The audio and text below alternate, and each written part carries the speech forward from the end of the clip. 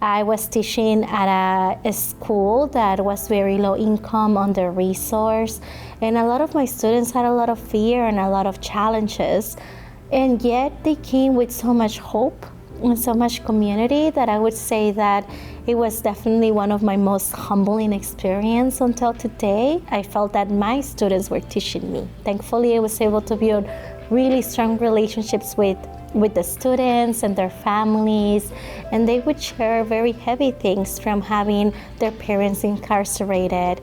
I had a student come out as an undocumented student through a poem in front of his whole class. And for me, it felt that that was such a gift that I never imagined that I was gonna be able to be given. My name is Reyna Montoya, and I am connected to Teach for America, and I did the Corp in 2014. I am the founder and CEO at Aliento, a nonprofit organization that works to transform trauma into hope and action with the immigrant community. The students that I get to work with are ages 7 to 24, and they are children of undocumented parents. Sometimes the children are undocumented themselves, and something that we're really responding to is the high levels of anxiety and stress and uncertainty.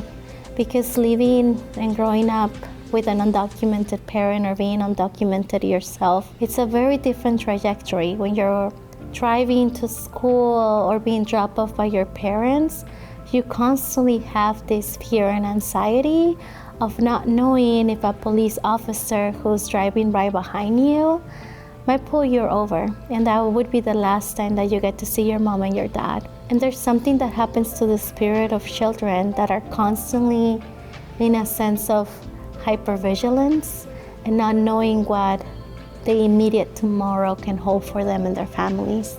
What we try to do at Aliento and what we do in partnership with our children and youth is to utilize art as a vehicle for them to heal, to make sense of their experiences, and to build healthy coping mechanisms for them to cope with this really awful reality. And then also reminding them that one, they're not alone, that this is not an isolated instance, and that they have power. Because as marginalized communities, we often are told that our voice doesn't matter and that we don't have no power. Part of the work that we do beyond the arts and healing work is that leadership development, where we really train and support our young people to understand about the history of migration, the context, really being able to give language to the experiences that they're facing and reminding them that they can do something about it. I think that oftentimes when you come from marginalized communities, there's so much pain that you carry in your heart.